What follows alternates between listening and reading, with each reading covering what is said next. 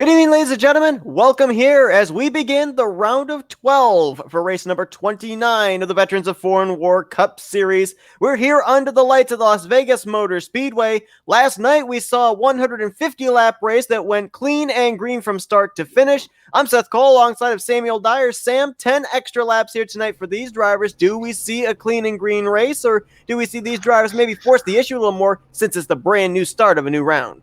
I mean, I would like to say we can go clean and green, but you really never know. I mean, last night, drivers were able to give each other space and make some great moves and finish out that race completely green. Here tonight, we could honestly see the complete opposite, where drivers are extremely aggressive, trying to get to their line and their spot and making it a little bit of contact here or there. You just really never know. Las Vegas going to be the start of this round, followed by Talladega and the Charlotte Roval in the next 2 weeks. So how much of a sense of urgency do you think there is on these remaining 12 playoff drivers to find victory lane this evening, heading into 2 wildcard races?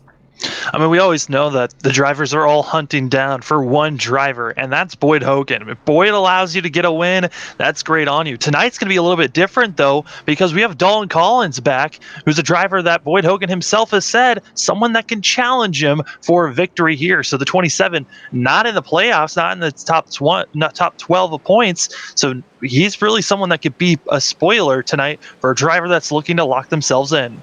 Last time we saw Dalton Collins was the regular season finale at Daytona International. Another driver that we last saw there, last night's winner, Logan Helton, is in the field here tonight looking for his second Veterans of War Cup Series win. So to your point, yeah, a lot of drivers could play spoiler if they go to victory lane. That means that there's only at least 2 guaranteed drivers that would lock themselves into the round of 8 through wins. Yeah, and with the upcoming races, I mean, everyone is looking at this track at Las Vegas as kind of a consistent track where it's not a wild card race. If you can run quick, run clean, you're good to have a great finish. Well, the next 2 races, it's going to be rough. I mean, you got road course and a super speedway. You really don't know what's going to happen at those next 2 tracks. Pace car is going to make the left-hand turn to pit road and get ready to turn them loose here tonight. 160 laps of racing. These drivers are more than likely going to split this thing up into 2 pit stops, much like last night. And they've only got 4 sets of tires to work with during the course of this race. As playoff contender Boyd Hogan to the outside of non-playoff driver, the pole sitter Dalton Collins. And it's going to be the green flag flying with the Premium Motorsports Chevrolet out in front. Yeah, I mean, you've got Dalton Collins running up and trying to hold off and get by Boyd Hogan, and you're going to be seen here at the start. Drivers are going to be able to hold it flat out for a while, and then they're going to have to figure out how to make the middle line work, because they're 3 wide there for 5th place. That's Logan Helton up the middle. Chad Gunisman on the top. That was Vincent Arthur on the bottom. Now it's Caden Rush that's stuck in the middle in the double zero. They settle it out to looks like double wide off of turn 4. Yeah, this is what a lot we're going to be seeing is a lot of double wide where drivers going to be trying to make the inside line work. But mostly when the later the run goes on, that middle to bottom lines where you want to be, in the middle parts where a lot of drivers are going to feel a lot more comfortable as you're seeing all the different grooves being utilized here at the start.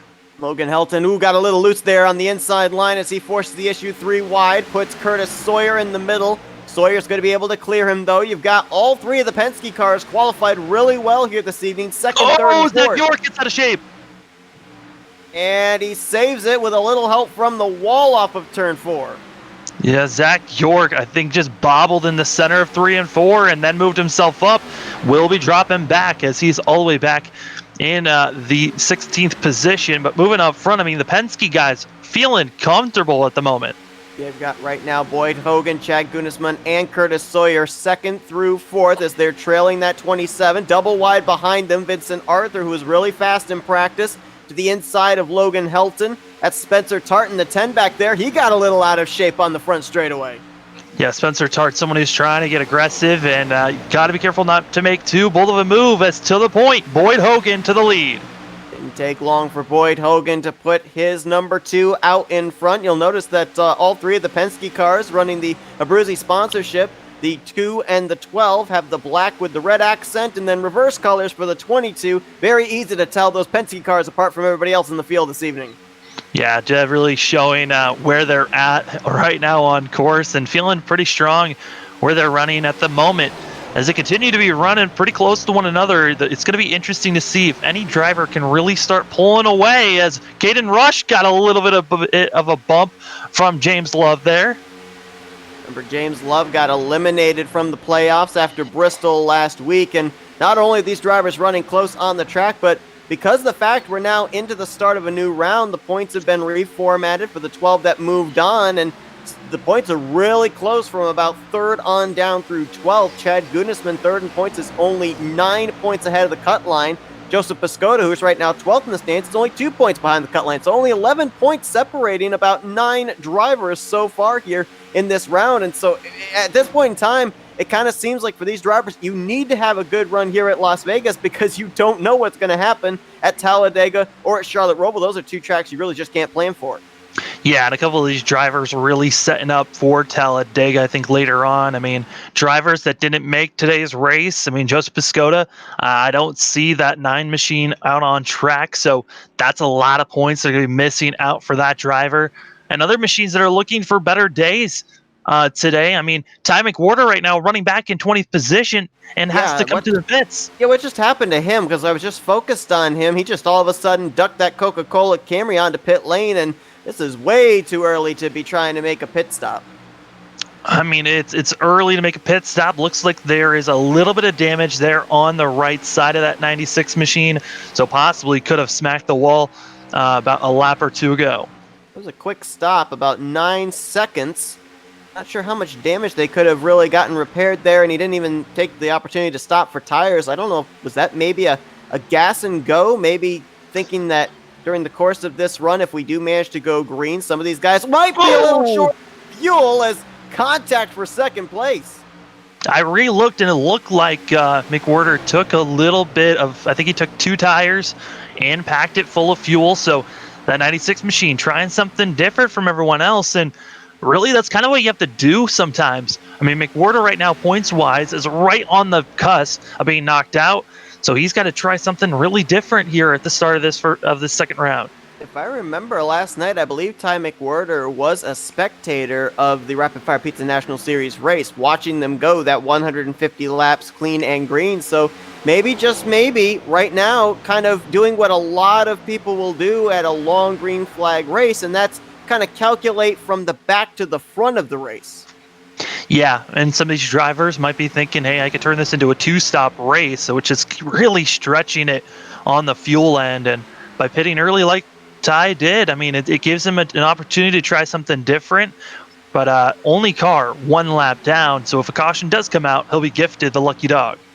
Boyd Hogan is loving what he's seen in his rearview mirror. The 24 and the 27 of Arthur and Collins cannot seem to get away from each other. Arthur finally completes the pass, but those drivers were side by side the last 3 laps, just crossing over each other, side drafting each other. This battle may not be over as Collins, he might try and take a look at the inside here going into 3. Yeah, and the more that they're side by side, the more that you're going to be just tearing up that front right and putting a lot of heat and pressure into it because you're driving a little bit more harder than some of the guys that are just staying single filed up. As they continue to now single file into where they're at, this is the time when those tires start to fade off a bit, and it's really about figuring out your momentum and how to get by somebody. Spencer Tart side by side with his Stewart-Haas Racing teammate Logan Helton, trying to swing around the outside. That is the battle for the 5th position as they run.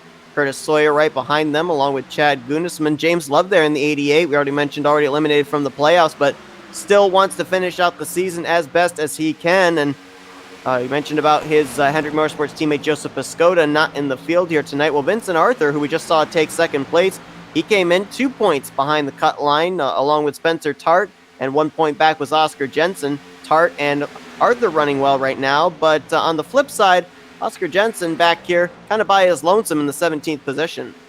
Yeah, Oscar Jensen really, since about 2 races before playoffs started, I mean, that machine really has not been putting up the finishes that we were used to seeing throughout the season. So Oscar Jensen looking for a momentum switch type of a race, and really today could be that day, but where he's running right now, it's just not looking like it. Yeah, let's not forget that Oscar Jensen really made it into this round because of the fact that the 88 of James Love missed one of the starts in the round of 16. If he had made all 3 starts, more than likely Love would have been in and Jensen would have been out, because I think at least 2 of the 3 starts in that round of 16, Oscar Jensen finished dead last.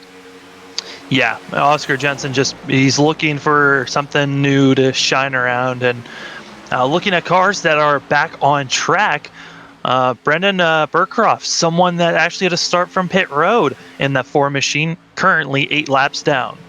Burcroft, a former winner down the Rapid Fire Pizza National Series, 2 of his wins down there coming at road courses, which is going to be the next stop for the Rapid Fire Pizza National Series drivers, as they're going to be at the Charlotte Roval in 2 weeks' time. And it's really interesting, too, because both the Cup Series and the National Series, their elimination race for their respective rounds, going to be at the Charlotte Roval, but the Cup drivers, the only ones racing next week at that wild card race of Talladega. And there are some drivers in the field that, we talked to them when we were heading into that regular season finale at Daytona, and they said, you know what, I'm looking forward to going to a super speedway. I would bet that there's some of those drivers that looked forward to Daytona that are looking forward to Talladega as well. Right now, I'm looking for the battle for 10th place. It's looking like Chad Gunnisman as well as Chris Noble going to be having a little bit of issues there, as the 22 got really out of shape coming into turn number 3, and luckily was able to save that machine. Now, we mentioned that last night's race went clean and green, and we saw most of the green flag pit stops in that race take place somewhere between laps 50 to 55. Is that about where we're expecting to see these Cup Series drivers make some green flag pit stops? Is Gunnisman with a near moment there? Yeah, he's not feeling comfortable in that 22 machine. As the run has gone on, he's gotten more and more loose out of the corner, and now dropping back to 14th place. For pit stops, I'm looking around lap 50 to 60 possibly with these Cup cars, going a little bit farther than what the National Series were doing. We saw there Caden Rush getting around Spencer Tart. Either Spencer Tart's handling has gone away and his tires are not gripping the way they were, or else he's kind of in ride mode, because there have been quite a number of drivers putting a challenge on him and he hasn't really put up much of a fight to them. Yeah, no, this 10 machine is Spencer Tart. He's been struggling just as much as Gunnisman has, as both of them have been just dropping back in the past about 5 to 8 laps. They just have not been looking stable in those machines, and it's just showing as they're dropping further and further back. It's really interesting, too, with that fact, because a lot of the races that we've had in the last couple of weeks have been during the daytime conditions, where they're slipping and sliding and asking for grip. Nighttime conditions here at Las Vegas, you'd think there'd be a little bit more grip for them to find, but a lot of drivers still slipping and sliding around. Yeah, I mean, this is an open setup league, so some drivers think that it's going to be loosening up the longer the run goes on, or tightening up.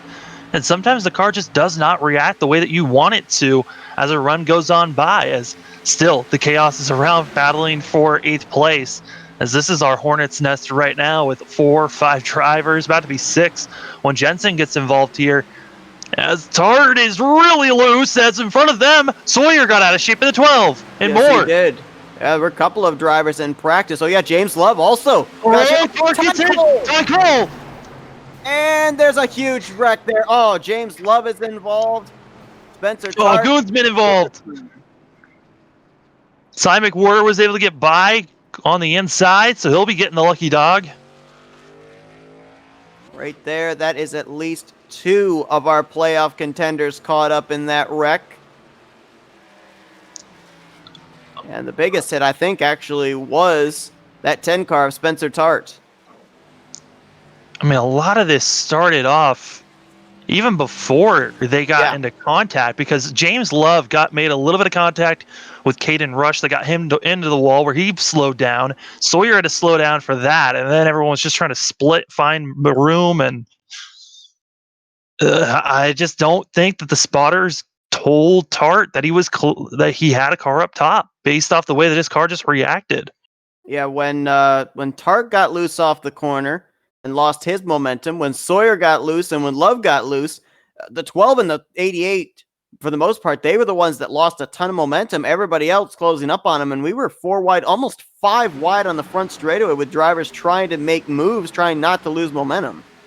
James Love might be one of the luckiest drivers tonight, as Netcode saved the 88 machine's front bumper as he drove right through. I think that was Ty Cole, and somehow that machine only got minimal front end damage. Oh, wow. You see right there, it was heavy contact with the right rear for Spencer Tart to start with, but then that car faced down to the inside, still at practically full speed, clobbering the inside wall, and Spencer Tart came into this race below the cut line, really could not afford a bad start to this round of 12, and obviously aerodynamically, that car is going to be hugely handicapped. Coming out of the pits, it's going to be Boyd Hogan, Logan Helton, going to be your front 2. And also your third driver out is going to be Dalton Collins. So not a lot of surprises going through, except for it looks like the 3 machine of Greg Newsom might have missed his pit stall. And just looking at that wreck again there, people might be wondering, why did the 10 come back up and get into the door of the 34? He wasn't trying to go up there and wreck Ty Cole by any means. The way that these drivers approach the corners here at Las Vegas is they want to take the widest angle to arc it in and carry as much speed as possible. When the 10 of Tart had to go to the inside of James Love, he was going to have a very awkward entry into turn 1, so he was trying to get himself up as high as possible so he could approach the entrance of turn 1, and unfortunately Ty Cole was just there. Yeah, I mean, you could say that was a driver's fault, but I really think that might have been a spotter's fault for just not giving any call to Tart there. And looking, and I think Oscar Jensen parking that machine, or possibly has some internet issues for that 47 machine. So Spencer Tart, one of our playoff drivers, obviously with a lot of damage. Oscar Jensen, another of our playoff contenders. Both those drivers came in behind the cut line, -1 and -2 behind the cut line, respectively. And boy, I just don't think you want to be heading into Talladega, let alone the Charlotte Roval, in a must-win situation to advance into the round of 8. No, and honestly, just looking at all these drivers that got involved in this, I mean, Spencer Tart right outside that bubble, Chad Gunsman, someone who really had a strong car starting out this race and really looked like just needed a couple adjustments to help with the long run. And then this 22 machine was going to be a top 10, top 5 car out here. So just because of the early struggles on their setup, it put the 22 in a bad spot, and now is trying to get as many repairs done for this 22 machine. Well, 2 drivers that early caution definitely saved. The first one would have to be Ty McWhirter, who we saw make that pit stop back on lap 7. He got the lucky dog, was able to miss that wreck, so he will be restarting in the 15th position. And also Zach York, who we saw get into the wall earlier on. They were able to come down pit road and repair a little bit of that right side damage. He continues on still in the lead lap in 12th position. So that caution saving a couple of the Toyota Camry drivers, two drivers trying to keep themselves in the playoff picture. Yeah, and this caution was very fluky, and it was just one of those spots where a driver made contact with another machine, which was James Love getting into the wall and made everyone so scattered that now we're trying to get people back under fire. As Oscar Jensen was able to get connected back into the server, so that 47 machine back underway. Ty Cole, though, has parked that 34 machine for the day. Break there for Ty Cole, not able to even make it to the first third of this race, as it'll be Boyd Hogan, who has led most of these 25 laps here to start this race off, alongside of the driver that dominated last night, Logan Helton. And, obviously the Cup car, much different to the Xfinity car. He's driving a Ford here tonight, was driving a Supra last night, but what is there that Logan Helton was able to learn about the track conditions from last night that might help him here tonight against all these other Cup drivers? Yeah, I mean, the biggest thing is tire wear and learning how to really conserve your tires. Yes, the machines are very different from one another, but you really can learn, and just by having any type of track time, it's going to help you understand the track a little bit more everywhere you go. So it's going to help a lot for this 41 machine to know when to conserve and when not to, but he's got a hard battle to fight as he's got the two of Boyd Hogan taking off like a rocket ship and following suit the 27 of Dalton Collins as they're already ahead of the 41 machine. Boyd Hogan and Dalton Collins had that planned perfectly. As soon as the two accelerated, the 27 was right behind him. They'll be first and second off of turn number 2, followed by Helton, Vincent Arthur, and Caden Rush in that 0-0. That was probably one of the cleaner restarts that we could ask for. I mean, comparatively to the first restart where it was just mayhem all over the place. Everyone's staying pretty single-filed at the moment. There's Boyd Hogan under a lot of fire by the 27, and Logan Helton is well under fire from Vincent Arthur. And now double wide all the way through the top 5 with Arthur to the inside of Helton. Just saw Sawyer complete the pass on Caden Rush, moving him up to 5th. Arthur now up to that 3rd position. Vincent Arthur is going to put a massive block on the 41 machine, keeping himself in 3rd position. Everyone else still trying to figure out where they're going to place themselves. Curtis Sawyer, someone we saw running in the top 4 for a second there at the start, running back in 5th place. But Caden Rush trying to figure out how to make his way forward. But everyone's staying pretty single-filed up at the moment. We'll see where they feel like going, as I think the biggest surprise in our top 10, Ryan Strunk in 7th place, getting under Caden Rush at the moment. Ryan Strunk, who was a former leader of the overall points, and that was about 3.5 months ago, coming into this race, currently 4th in the overall points, 6 points ahead of the cut line, and now work his way up into the top 6, getting around that 0-0 of Caden Rush. There's a couple of other drivers that are back here just inside of the top 10 that I think we need to focus on. The 8 rather of Chris Noble and the 13 of John Mullins, because Chris Noble, we almost had him pegged as a possible winner last week at Bristol. He was up in the top 3 for a good portion of that race, and John Mullins has always seemed to be one of those quiet drivers that we see up towards the top 5 in the closing stages. And we're talking about the 27 and the 12, some non-playoff drivers that could play spoiler. We can't leave out these guys either. No, you really can't. I mean, really Noble, this is a great run for this 8 machine that is still holding strong, and with this front pack, kind of at this point, it's wait until you start making a move forward, as Curtis Sawyer goes really high through 3 and 4, going to be hurting that 12 machine just a little bit here. I mean, you don't want to be running that high. You kind of want to be running the middle lane if you're going to be running high at all, where you can have the most momentum off the corner. Not only maybe riding high in the track, but certainly riding high in terms of momentum as well, taking that victory, his first career Veterans of Fillmore Cup Series victory last week at Bristol Motor Speedway, as he just lost the 5th position to Ryan Strunk, and up ahead of them, Logan Helton continues to put the pressure on Vincent Arthur. These two know each other very well, because Vincent Arthur and Logan Helton raced against each other in the Rapid Fire Pizza National Series race back at Darlington. Yeah, and Vincent Arthur, well known for coming down to the National Series every once in a while and putting on a great show down there. And now Vincent Arthur looks like he's going to be trying to figure out how to get under the 27 machine of Dalton Collins. Collins doing a great job just lingering where he's at and waiting to make a push. It really looks like the 2 and the 27 aren't really in I must go fast mode, more of, hey, I'm quick, let's just wait this thing out. This could be a very long race of us staying green. Let's not get too aggressive here. If I recall correctly, I have to check back, but I believe the very first start this season that Vincent Arthur made was at a 1.5 mile track back at Charlotte. We saw him go through the infield grass a couple of times, but he went on to finish in the 3rd position. So, obviously Vincent Arthur very good when it comes to the 1.5 mile track. So does that mean he's got Las Vegas circled as the track that he's going to try and win his way into the round of 8 at? I mean, right now, just looking overall at playoffs and coming to the playoffs, Vincent Arthur has just been hitting his mark and carried a ton of momentum into the playoffs and has been carrying it forward with a lot of great top 5 runs week after week. So you got to think that he does have this racetrack circled because it's a 1.5 mile, feeling a lot more comfortable here than other courses.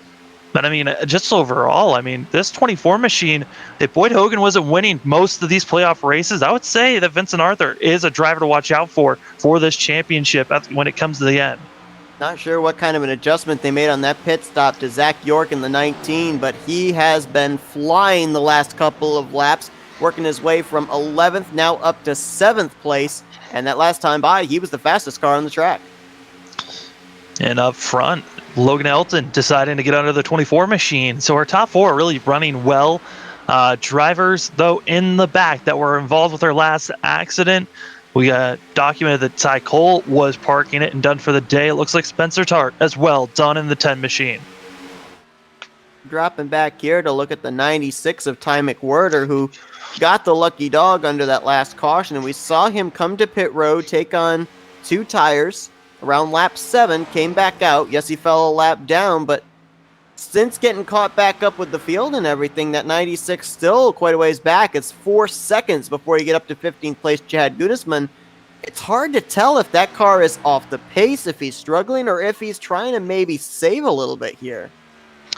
Looking at the times that are being placed by this 96 machine, he is completely off the pace by about 3-4 tenths of a second. So really nothing is showing that he's got pace at all. So obviously the damage that he got on his left side, possibly he might have hit it awkwardly on his nose that gave him some nose and engine issues, because Ty McWhirter is not having the day that he needs to have to make it on to the next round. Well, when we saw that wreck take place with Spencer Tart and Ty Cole over in turn 1, the 96 of Ty McWhirter darted down to the inside line, and while it's not nearly the type of banking you have at a super speedway, there is a huge transition from the banking of the corner to that flat apron. I almost wonder if maybe going down from the banking down to the apron of turn 1, if maybe something suspension-wise might have gotten hurt on that 96 car?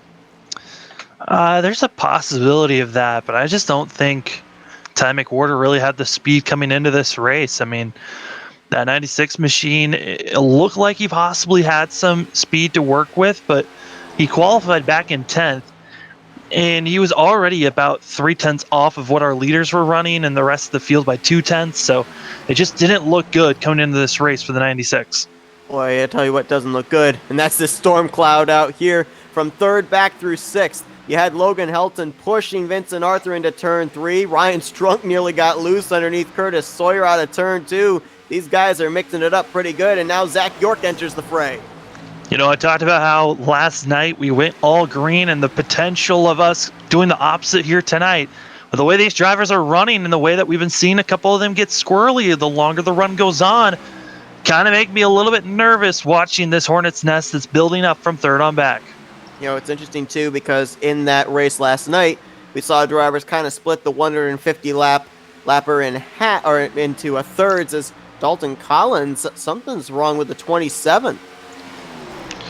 Dalton Collins has dropped now back to 3rd place, under fire now by Logan Helton as I'll take a quick look back, and I think he might have gotten out of 4 just a little bit squirrely there. It really put him in a damper. Yeah, he got loose out of 4, got super out of shape, had to back it down, and that's why he's in the spot he's in. They lost a lot of momentum there. If a driver feels that back end coming around, first instinct is to actually get on the brakes. That helps to point the nose back forward. It loses you a lot of momentum, especially on corner exit. That's why you saw Vincent Arthur and Logan Helton get such a run on him. Dalton Collins and Oh, Vincent Arthur, they are just hugging one another. A little bit of contact there for goodness. Dalton Collins. He's coming back up, almost hits Helton. Let's not forget, these two have some history. If I remember correctly, back at New Hampshire, these two got together. So I think that might be why we're seeing them not give a whole lot of room to each other. Dalton Collins knows Vincent Arthur is a playoff contender, but I think there's still a little bit of some memories from earlier on this season going on between those two. I mean, a lot of drivers have the worst time of just letting things go. And New Hampshire was probably one of the most aggressive races we have seen all season long, where a lot of drivers had a lot of tempers still lingering on from that race to carry on forward. And you never know when a driver might think, now's the time for that payback. Yeah, sometimes if you make it into the playoffs, those other drivers that have nothing to lose, they will remember that when it's the most important, as you alluded to. But Arthur, for the moment, is going to be in the second position. Helton now trying to take third place away from the 27 of Dalton Collins. And, it'll be interesting to see if Collins can keep himself up here, because one thing that happens when drivers really nearly lose it off the corner, it really heats up those rear tires and makes it difficult for drivers, especially on corner exit, for the next couple of laps until they're able to get those tires cooled back down. Yeah, but luckily with Dalton Collins, that little slip up he had was tiny. I don't think it hurt him too much to where his tires should be completely ruined, but it is going to take him out of his rhythm, and that's going to be the hardest part to get back into. You talked about Zach York making some moves up. I mean, he's in sixth position now. He's got Caden Rush as well as Curtis Sawyer behind him.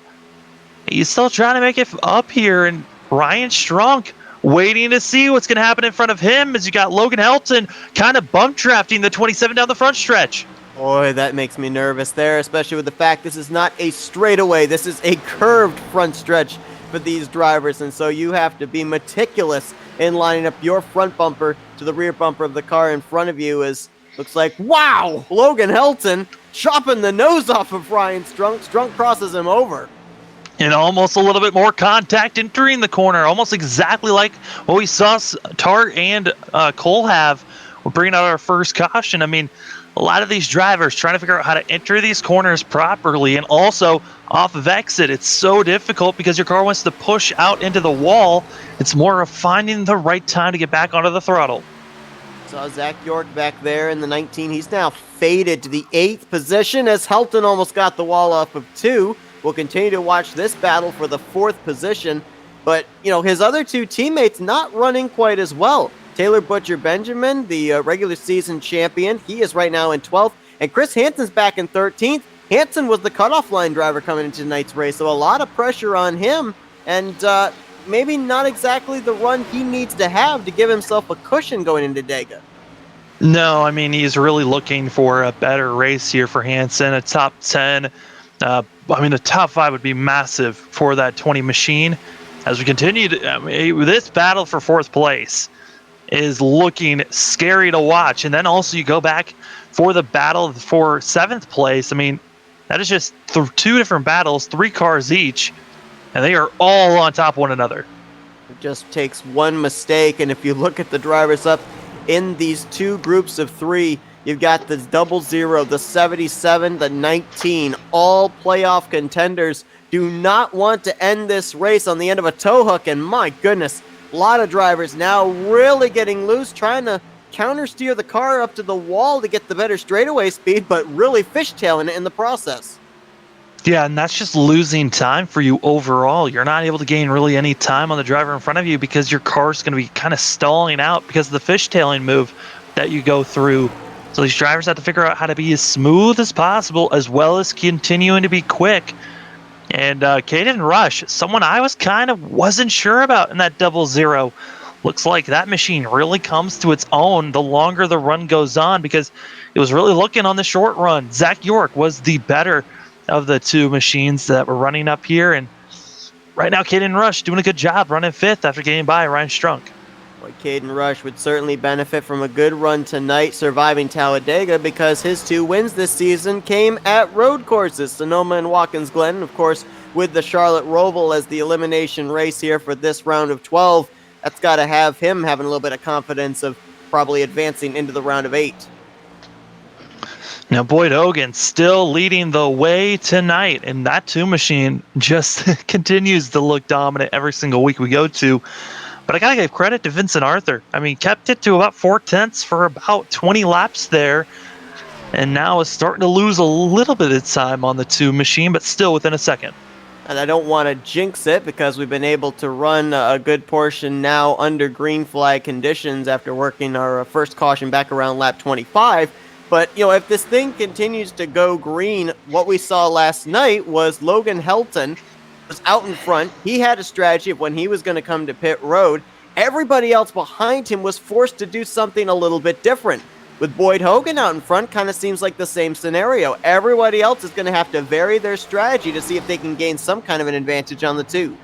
Yeah, I mean, that's going to be either short pitting or trying to go as long as you can. Most of the time, drivers are going to be trying to short pit by about 5 laps or so, get that type of advantage to where you have about a second or more if you're close enough against the other driver. I mean, right now, looking at drivers' best lap times to their current last time they put down, they're over a second and a half difference. So these drivers have already seen a massive drop off on the times with their tires, as there are only 31 laps on these tires at the moment.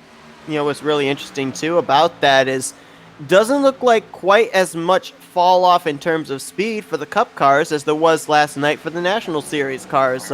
When they were about 30 laps into their run, there was anywhere from around 2.5 to 3 seconds gained from fresh tires to old tires. So the drop-off doesn't look quite as much here tonight, and maybe, just maybe with that being said, that could be why we're going to see them possibly be able to stretch their fuel a little bit further.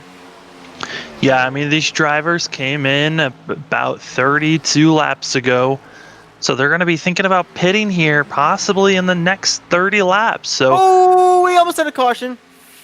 Ooh, we talking about pit stops. They almost had to do it under yellow as Zach York and Chris Noble in a battle for 8th place got together over in turn 2. And those are 2 drivers that we saw in our first run have slight issues, but they had their issues about 15 laps into their tires. Now we're about 30 laps in. So, yes, the adjustments that were made in that first pit stop worked great. But now you might be thinking, okay, I need to make it work just a little bit longer. Zach York jumping up there to the second and a half group, if you will, straddling the line between the middle and outside line of turns 1 and 2. Big run down the back straightaway because of that, and he'll get back to the inside of Chris Noble, who's just going to let him go. Doesn't want to have another episode of contact between the 2.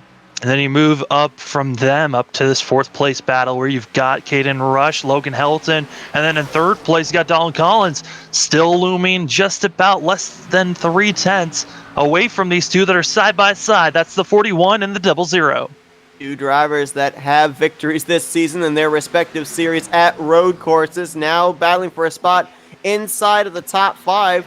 Logan Helton, of course, as we've mentioned, a former winner here in the Veterans of Foreign Wars Cup Series at Daytona.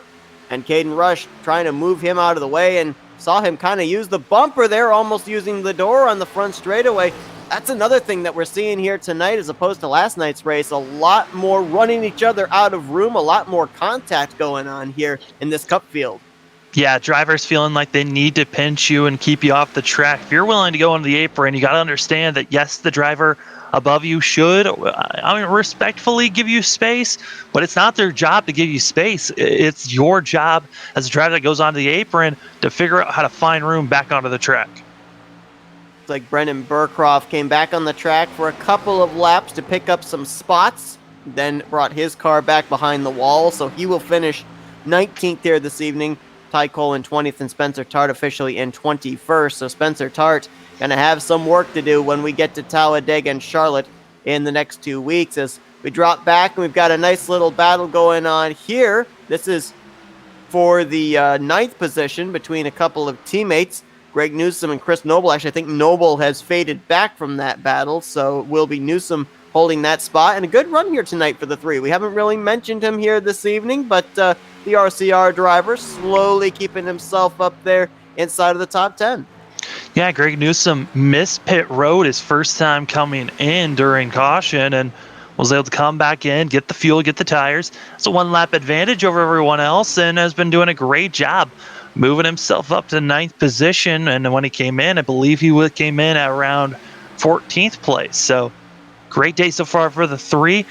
Looking at drivers that are around the track, though, we're starting to see lap traffic become a key factor here as Boyd Hogan trying to communicate with the lap traffic where to get out of the way. Oh my goodness, Caden Rush keeps wearing out the back bumper of Logan Helton down the back straightaway. That time you saw the 41 kind of shift to the left. That's because he got a shot from behind. Yeah, the more that these drivers start battling it out, you're starting to see it. Curtis Sawyer now able to get even closer than what he was before. As Sawyer goes down in the apron, I think he went maybe a little bit too far for the 12 machine. I think he might have been trying to mow the grass down the infield. And he's lost touch now with that group of 3rd back through 5th. He was up there right in the same zip code. And just going back real quickly to that contact between Caden Rush and Logan Helton, you know, the situation here, Logan Helton's just out there running for experience, running for pride, trying to pick up his 2nd win of the Cup Series, but he's not running for a championship. Caden Rush is. I mean, you're talking about the fact that Boyd Hogan's trying to communicate with the lap machines to get them out of the way, but how frustrating is it for a playoff driver to be getting held up by a driver that's not battling for the championship? It's so frustrating because you want to use your bumper a little bit more than you usually would, as Caden Rush might be doing it again here on Dalton Collins. But you're trying to figure out how to get up front as quick as possible, and after being right on the back bumper of that 27 machine, Caden Rush trying a different line to carry momentum down the front stretch. Here he comes, side by side. Oh, he almost got to the quarter panel. There's going to be a little bit of a crossover move. Here comes Caden Rush on the inside. This is after they made their way around the lap machine of James Love. Rush drives it in deep, lets it slide up off the corner, and will keep the momentum off of 2, keeping the 27 of Collins at bay. Well, as soon as I say that, Collins going to duck late into turn 3. Yeah, but Caden Rush has tried this last lap and it worked out great. He just keeps the momentum on the outside and gets it down the front stretches. Here they are, side by side across the line. Caden Rush just barely has enough room. It's got to be the highest I've seen a driver run all weekend here at Las Vegas. Right up there against that outside wall, and boy, I would kind of be worried if I'm all these other drivers seeing that 00, being able to hook that outside line with all that straightaway speed, if he's able to do that in the closing stages of this race when a win's on the line. And the first car to pit out of all the machines out here, Oscar Jensen. Green flag pit stops for that 47 machine, but it looks like it might have been an unofficial stop for that machine. It looked like he clobbered the wall. Oscar Jensen had actually lost out on being the first car 1 lap down when Boyd Hogan got around both James Love in the 88 and Justin Carey in the 21. Carey now in the free pass position, and while everything is close from 3rd position on back to around 6th, the top 2 have checked out. It's about 3.5 seconds from Boyd Hogan back to Vincent Arthur, then another 0.6 of a second back to Caden Rush, Dalton Collins and company. Yeah, and I mean, that just shows Boyd has got a car that's hooked up and ready for the long distance as he has just continued to pull away from the 24 machine, and everyone else just isn't able to keep up with Boyd, and Boyd was already quick on the short run. He's just so much more dominant here as the run goes on.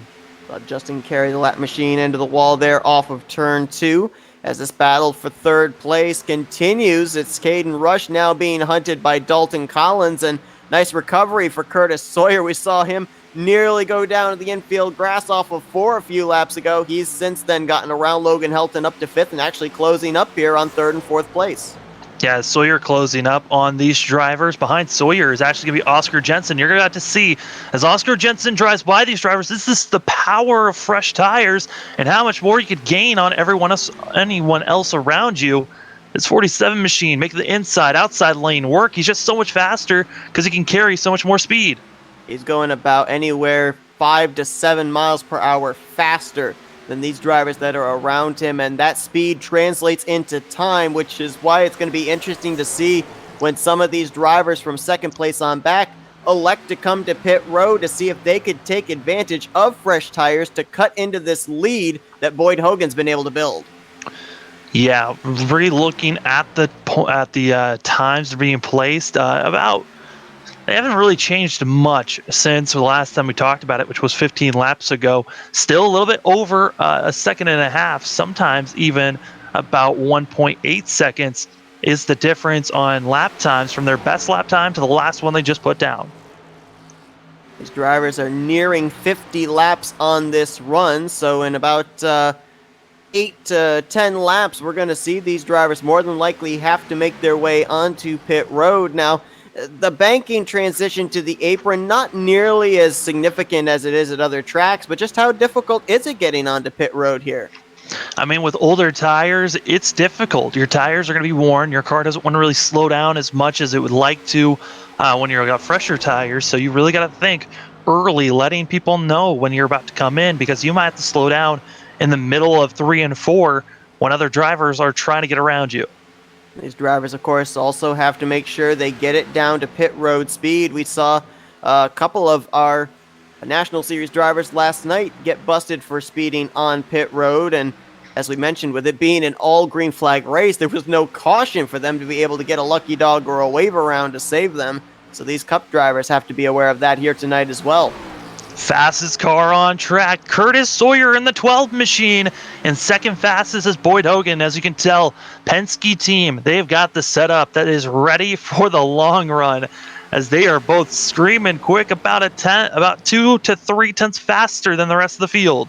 We'll forget last week's finish when Boyd Hogan dove it into turn 3, trying to take the win from Curtis Sawyer. Both of them got sideways, but both managed to straighten it out, and it was Sawyer to the line that was able to pick up that victory. So Penske swept the entire first round, and we'll have to see if Curtis Sawyer can finally get his way around Vincent Arthur and Caden Rush, if he'll be able to cut into that lead of Boyd Hogan, or if he's able to get a caution to bunch them all back up, just if this 12 can be a challenger again to the 2, much like he was last week.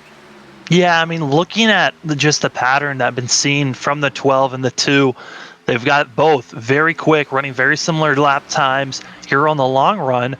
But it's when it's the short to medium run when we're starting to see the difference of Boyd Hogan is a lot better at keeping his speed and staying quick on the short and medium run and then carrying that forward. While Curtis Sawyer, he's good on the short run. It's those middle part of these runs where he just drops off and loses a lot of time. Well, Curtis Sawyer had a couple of issues early on that kind of dropped him back in traffic. Lost a couple spots on pit road during that pit stop under our only caution as well. So he's had to deal with traffic while Boyd Hogan's been able to have the clean air, but it'd be very interesting to see what the two of these drivers will be able to do with each other if they're on a level playing field. As you see right there, Ty McWhirter, next driver on the hit list for Boyd Hogan, had just gotten back on the lead lap under that last caution, but just see that car is not fully up to speed, and he's about to fall a lap down again. So Ty McWhirter, another of our playoff contenders that are struggling here tonight at Las Vegas. Drivers in the back saying it is time to pit. Taylor Butcher Benjamin coming in, as well as Chris Hansen. Your first drivers here in the top 15 deciding it is time to pit on lap 50. 50 laps on their tires, excuse me. And you can see that both of these drivers, just how far up they are in their pit stalls. Las Vegas with very wide, very long pit stalls for these drivers. So I would think that overshooting your pit shouldn't be that much of a factor here tonight. It shouldn't, but still is possible. And as soon as I say that, yep. Greg Newsom shouldn't have said anything. You know, it's always a possibility for these drivers. Greg Newsom and Chris Noble both coming into the pits this time around. So lap 50 laps, on their tires to about 50 to 60 is the window these drivers are looking at, as the drivers in the back saying, I need a short pit to gain more time. Boyd Hogan continues to show the way. He just put the 11 of Taylor Butcher Benjamin down a second lap, but you're about to see, again, the fresh tires versus the old tires, as Taylor Butcher Benjamin was just on pit road a lap ago, and just look at the closing rate there through the corner. It's just wicked, as right now, Boyd Hogan is almost 2 seconds off of his best lap time, as everyone else is going to be running that quick. For everyone else that stays out, they're losing time, but they're hoping that they could stay out long enough that everyone else's tires are going to be so off that maybe you can gain that time back. Caden Rush has been able to work his way now up to second. Curtis Sawyer there in third, but the two of them are running about 5 seconds back from Boyd Hogan. And as we said, as Vincent Arthur's on pit road, I mean, they're only about maybe a second and a half off of their fastest laps on these old tires. That's not really a whole lot to be gained with short pitting for these drivers. They need to be closer than that if they're to be able to have the short pit strategy work against Boyd Hogan, and Vincent Arthur really overshot his pit stall. which is disastrous for the 24 machine that was running in the top 5, someone that really had a chance to gain time on our leader, and just like that, it's going to be losing way too much time now. Now, these drivers have been out there for nearly 60 laps in their tires, and the only thing I can think of is, I think we talked about this a couple of weeks ago as well, that transition from an asphalt pit road to a concrete pit stall. There's a huge difference in grip, and sometimes those tires and those brakes just don't take to the slidiness of the surface of the concrete pit stalls. Yeah, I mean, with the difference, you kind of want to slow down before you get into your pit box, so it's a nice, gentle just stop instead of you having to slide. Gracious! Zach York! Oh, Vincent Arthur almost made contact there. He is not happy with the 77 Ryan Strunk as they almost made contact out of 4. Wow, who would have thought that you'd see tempers flaring here at a 1.5-mile track of Las Vegas, but a lot of drivers know that this race is going to really set the tone for maybe the remainder of this round as to whether you're going to advance into that Elite 8 or not. Yeah, these drivers all trying to figure out where they need to be to place themselves for a great run. As second through fourth are all just right on top of one another, all within about a half a second or so. They continue to just figure out where are these drivers going to finish off, because the more they're close and battling the way they are, Boyd Hogan's just pulling away from them like it's nothing.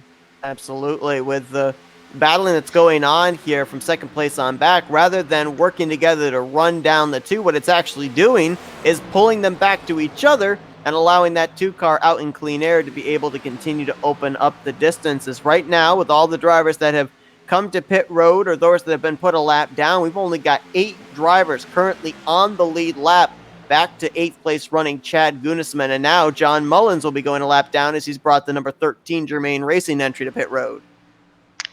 Yeah, and the longer these drivers are staying out, the further they're trying to push their machines so that their next pit stop, if we stay green, won't be as long, and they can actually gain time by staying out as long as they are.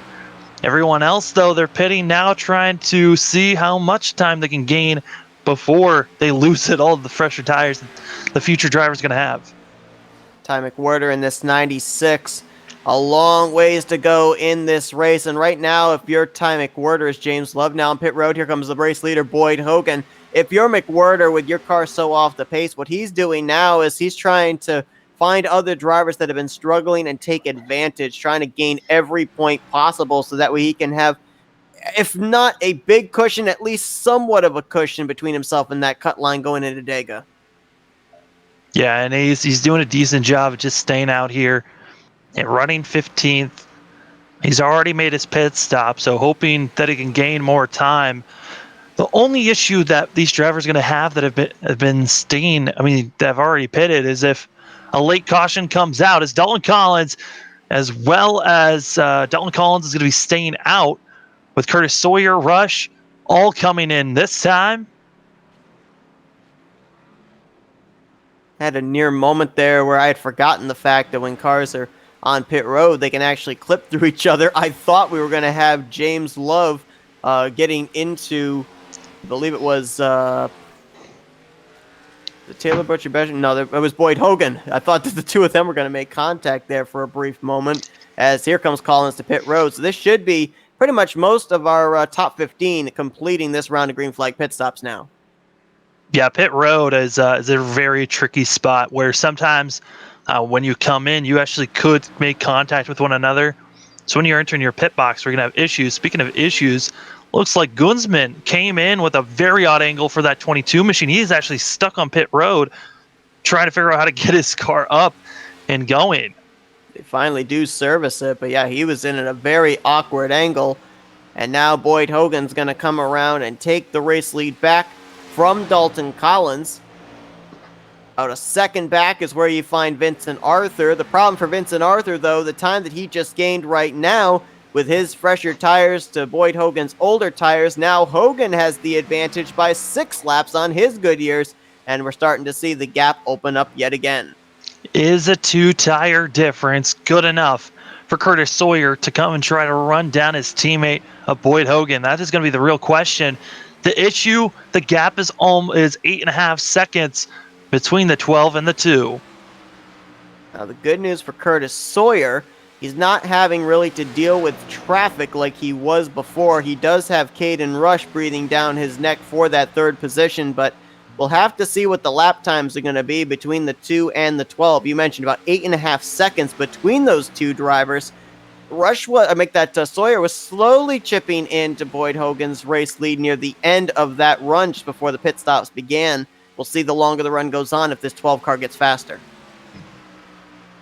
And that's always the goal, to see who can run down Boyd Hogan. And he wanted to sweep the playoffs. That was his goal entering the playoffs. Now, not going to be able to do that after losing a race to Curtis Sawyer. So this 2 machine now trying to sweep round number 2 of the playoffs, which I think is going to be way more difficult than it was for the first round. Chad Gunisman, I want to go back to his problem on pit road. He was just back on pit road again. I think he might have gotten into the back of somebody because there's some front-end damage on that 22, and this is certainly going to hurt that car as far as the playoff picture. Yeah, that was actually contact that he had gotten previously in our first caution of the day, and then also contact from when he came into the pits. I think he slid in and bounced on the inside pit wall. So just an overall, this day for the 22 machine has just gone up in smoke after the first 20 laps. Ever since then, it's just been try to recover, and so far it has not worked out. And pit road was a problem as well for the 41 of Logan Helton, who we saw up in the top 5 for a good part of the first half of this race. Long time on the pit lane entry and exit, and also about a 55-second pit stop for the 41 car finds him now a lap down in the 14th position. Yeah, looks like that possibly was a penalty that was given to the 41 machine. There were a couple times, though, he did make contact with other machines, but due to the fact of how long he was in pit road, I believe the 41 machine got a speeding penalty coming in. Justin Carey on pit lane in the 21, no doubt getting some damage repaired as he's pretty much pancaked the right side of his car, getting to the outside wall off turn 2 multiple times in this race. Right now, we've got 12 cars on the lead lap as they run. Ty McWhirter, the last of those, and we're looking at this battle for the 7th position between Taylor Butcher-Benjamin and Greg Newsom. I'm just looking at where the drivers are right now and when our last pit stop was for these drivers to the end of the race. I think they still need to pit one more time. The question is, do you go as long as you can, or do you pit right when the window opens? Yeah, I think if you're Boyd Hogan, I mean, he was on pit road there with 60 laps to go. Make that 75 laps to go. I think more than likely we're going to see him on pit road, somewhere between maybe 15, 20 laps to go.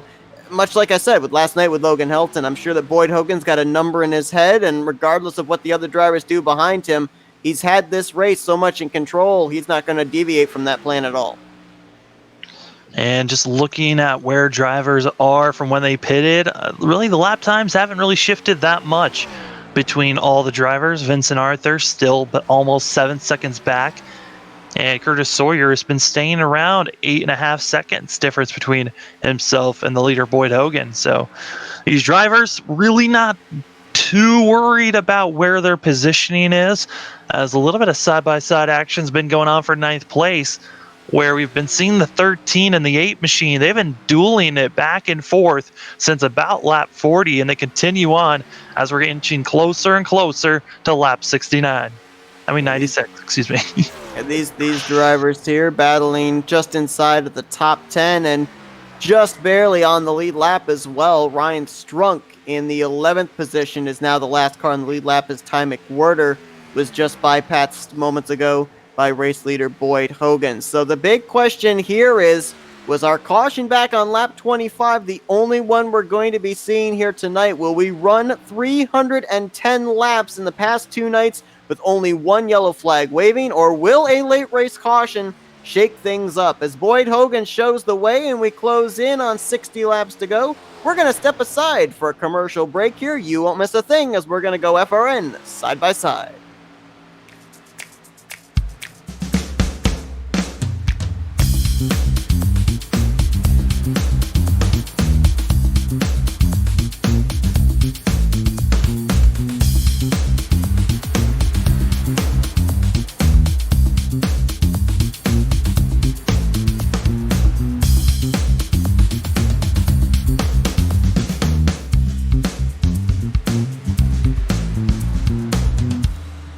Since the VFW was founded, their mission was really to look out for the veterans community, to make sure that our nation upholds its promise to really care for the service member, the veteran, and his or her family. There are several ways that the VFW fights for veterans today. The top services include disability claims assistance, advocacy on Capitol Hill and with the Department of Veterans Affairs. We also offer scholarship opportunities, and then also volunteerism. For me personally, when I came back from Iraq, my life experience was drastically different from those around me, and the veterans of foreign wars really spoke to me. The reason I would encourage veterans who have served overseas today to join the VFW is because this is your organization. The VFW is for veterans. Every generation, a new generation of leaders steps up in the veterans of foreign wars and fights for the veterans community. The Veterans of Foreign Wars. No one does more for veterans. For more information on the VFW, go to ahctv.com/sacrifice.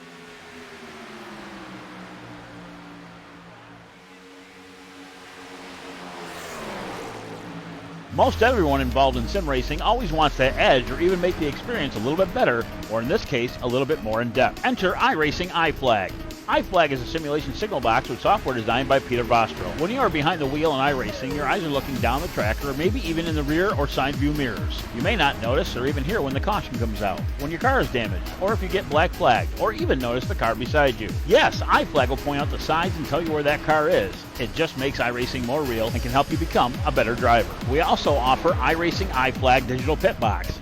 This small box is a great addition to any sim rig. With only 3.5 inches wide, it gives you all the information you need, including how many laps completed, how much fuel you will need to finish, what lap you need to pit on, laps so your fuel is empty, as well as weather and track conditions. It also switches when you come down pit road for more information, including what lap you're pitting under, tire wear, laps on tires, fuel average, and much, much more. To see more info, check us out today at iracingiflag.com.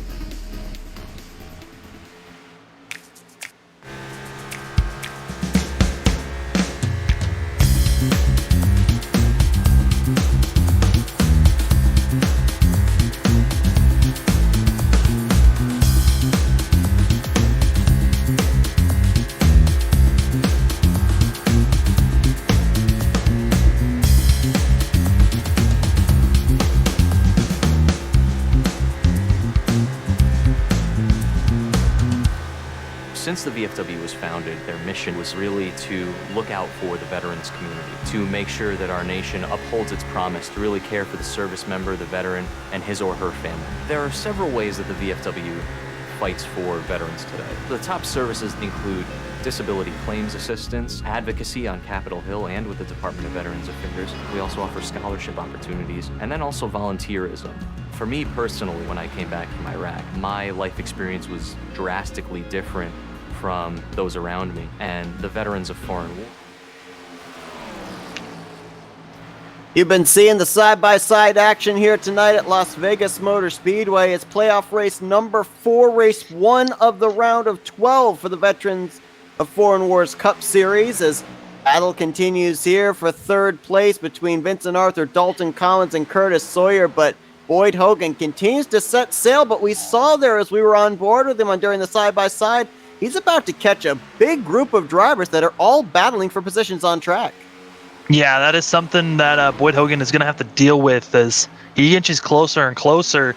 The group that he's catching up to, this is all a battle for 8th place, as you've got Greg Newsom and John Mullins all just rubbing on one another as these two are battling back and forth. You also got the 11 behind him, and in front of them you also got Ryan Strunk. So 4 cars that are pretty close to one another that could cause really a slowdown for the 2 machine.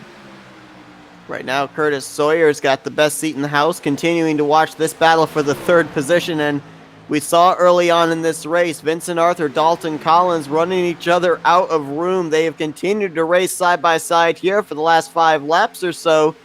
And we already mentioned the history these 2 drivers have. I mean, for Dalton Collins, nothing to lose here tonight. He's not battling for a playoff spot. Vincent Arthur, however, came into this race behind the cut line.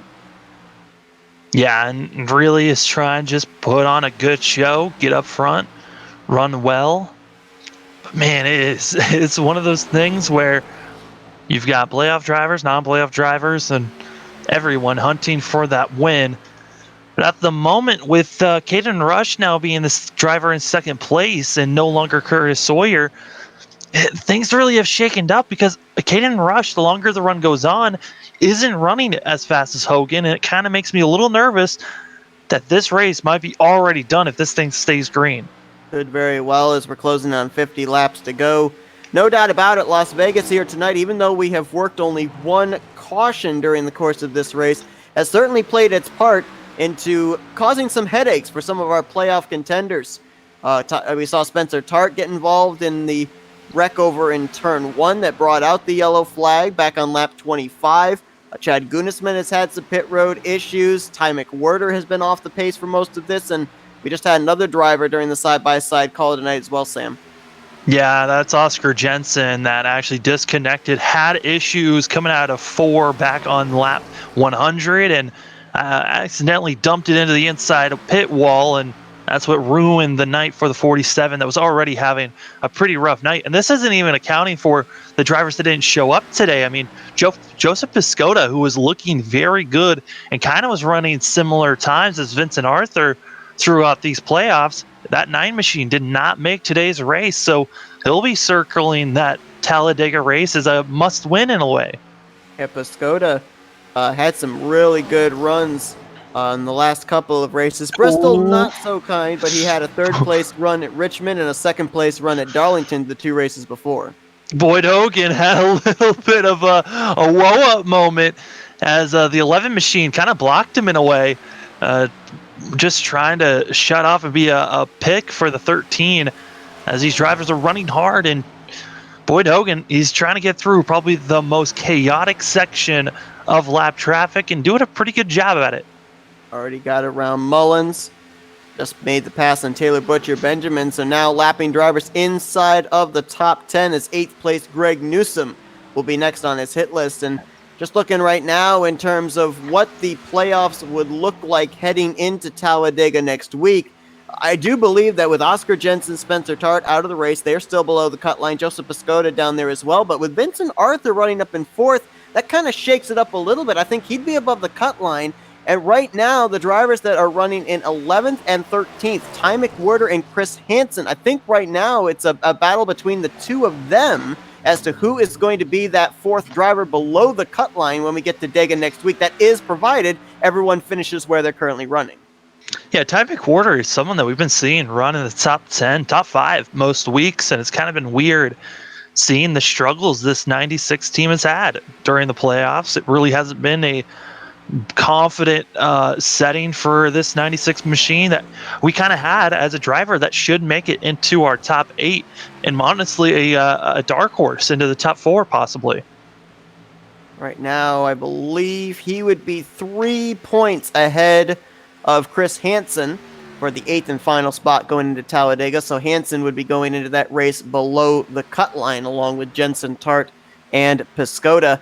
And the one thing that I'm worried about for Joseph Piscota as well, because we saw his Hendrick Motorsports teammate have the same problem, James Love, back during the round of 16. We saw the struggles he had of having to try and claw his way into a spot, points-wise, into the next round of the playoffs. I mean, when you miss a race, especially that first one, it's really difficult, especially if you don't have a large car count, to be able to gain those points back.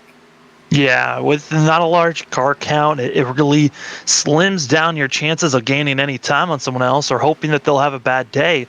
Really, your goal is at that point, hopefully they don't show up. That way they don't get any points and you're able to at least get something over them. But as this run goes on, the more we have to start thinking about that opening has already been there for drivers coming to the pits. First car to take the opportunity for pit stops is going to be John Mullins. It is open. If you pit now, you can make it to the end, and every single driver has to pit one more time. The window is open, but for driver second on back, it is 8.5 seconds or more behind Boyd Hogan. I just don't see how you're able to close up that gap, whether you short pit or not, without the aid of some kind of a caution. But we've seen some near moments with drivers trying to get onto pit road, and so we may not have seen our last yellow of the night as the 11 of Taylor Butcher Benjamin in for his final stop. The driver that can stretch it out the longest is going to be Dalton Collins out of the drivers that are in our top 5. everyone else, they're going to have to be thinking about coming to the pits here in the next 20 to 30 laps or so if they try to push it as far as they can.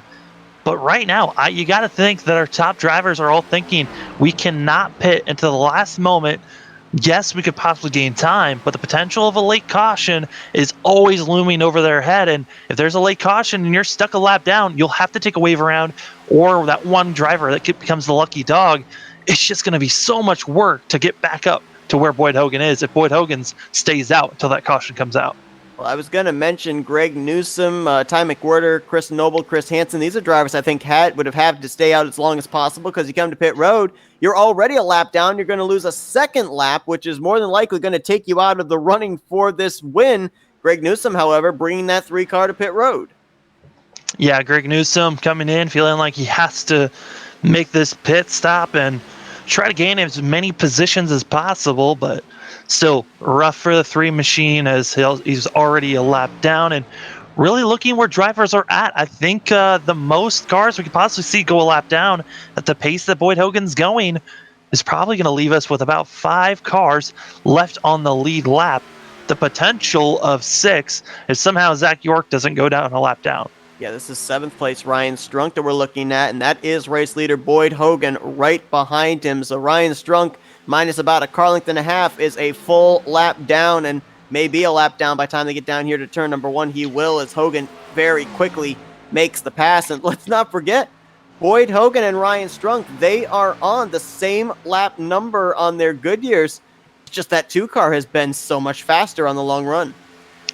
Yeah, and re-looking at drivers and the lap times that are being placed, it could be the factor of drivers dealing with lap traffic, but Curtis Sawyer did put down the fastest lap out of all the drivers that are on old tires. But he seems to put down those faster laps near the end of a run, and it just seems to be a little bit too late, because by the time he's able to find that speed, drivers have been able to get around him. He's lost spots to Caden Rush, Dalton Collins, and Vincent Arthur before starting to charge his way back up to the front. Yeah, the first about 15 to 20 laps on this run, it really looked like Curtis Sawyer was going to keep up with Boyd Hogan. And then for about 15 laps after that, he really lost a lot of time, got past. And what once was an 8.5-second gap between Curtis Sawyer and Boyd Hogan is now over 12 seconds, which is way too far with how many laps are left in this race. Caden Rush, regardless of if he wins here tonight or not, a solid points night for this 0-0 out of Starcom Racing, as he is currently in that runner-up position. Came into this race 5 points ahead of the cut line, and this is, as I said, maybe one of the tougher rounds of the playoffs. You've got Las Vegas here tonight, a fuel strategy type racetrack. You've got the wild card super speedway race of Talladega next week, and then you got the road course of the Charlotte Roval as the elimination race. Even a 5-point advantage over the cut line still is not exactly safe. No, it's really not. You're looking for having more points moving forward, especially with Talladega looming over your head. You never know what's going to happen at that race. And then also going to the Roval, you got the road course warriors that are going to come out and really put on the show and be up front. But you don't really know what the rest of the field's going to do, because the Roval is kind of looking like Watkins Glen, where a lot of drivers feel comfortable at that road course now. Well, not only that, but pretty much any road course we've been to this season, you end up running into an issue, getting off course. You're more than likely not going to get a full course yellow to save you, so a mistake could be your race. Yeah, and all these drivers are looking forward to the round of 8, which would be round number 3 of the playoffs, because those drivers feeling more confident there. We got 2 mile-and-a-half courses going to Kansas and Texas, and then you got Iowa to finish it up, and drivers really feeling like that's the better round for them. I mean, that's a round where we could be seeing Rush possibly get a win. Vincent Arthur shown pace at mile-and-a-half courses. So it's all about the drivers. Can you make it to the next round? Because the potential is there for a lot of these front runners. Lap 125 is when we saw Chris Hansen, Chris Noble, and Ty McWhirter make their final stops of the day. We're still waiting for our top 8 to come to pit road, as well as the 88 of James Love and the 22 of Chad Gunnisman, who are multiple laps down before this final cycle of green flag pit stops will be complete. Caden Rush, Curtis Sawyer, as well as Zach York, all coming in this time. Zach York has already motioned to the field that he'll be coming in, but we've already seen two drivers, Caden Rush and Sawyer, coming in. It's a little bit of contact possibly with the 41 and the 19, as I don't think Logan Helton got the memo that Zach York was coming in. Close call there, as that's about the second time we've had a near wreck off of turn 4 with drivers pitting. And if I recall correctly, I think both have involved Zach York. The other one was when he nearly got into Ryan Strunk and checked them up, and then Strunk almost got run over by Vincent Arthur. Yeah, almost issues again. As now coming to the pits is going to be Dalton Collins. So we'll see if this 27 machine could possibly gain some time here. Staying out, Boyd Hogan, Vincent Arthur, excuse me. And then you've also got Ryan Strunk staying out here, as well as Logan Helton and James Love and Chad Gunsman, as those should be your final drivers that have to pit one more time, as Boyd Hogan pulls it in, as well as Vincent Arthur. So all of our front runners have pulled it into the pits. Now it's, can you have clean pit stops? Ryan Strunk is in as well, and Vincent Arthur, let's not forget that he was actually one of the drivers that did the early short pitting under the last pit stops. He stayed out longer this time. I think the reason for that was he wanted to get the lap lead bonus point, realizing he's probably not going to win this race, so he wants to make sure he accumulates as many points as possible. And the drivers having some quick pit stops. Looking at a driver that had a pretty long pit stop, that actually goes to Boyd Hogan. He had about a second longer pit stop than the rest of the field, so could have been a little bit of contact for Boyd Hogan with another machine possibly, as that 2 machine has already a massive lead to work with. But Caden Rush has cut into that lead here, as it is less than 6 seconds.